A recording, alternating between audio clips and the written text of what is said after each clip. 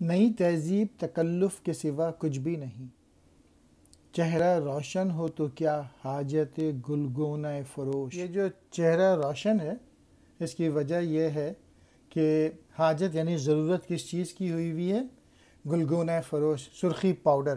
یعنی یہ جو تہذیب ہے جو کہ تکلف کے سوا کچھ بھی نہیں، آڑے ہاتھوں لیا ہے، کیونکہ یہ جو نئی تہذیب جو اتنی نئی چمک دمک نظر آ رہی ہے، اندر سے جو ہے اگر آپ اس تہذیب میں پھنس گئے تو اپنی زندگی خراب کر لیں گے، تو اور بہت مشکل ہے اس نئی تہذیب سے بچنا بھی۔ تو بہت عقل چاہیے کہ اس میں پھنسے نہ انسان، اس نئی چمک دمک میں۔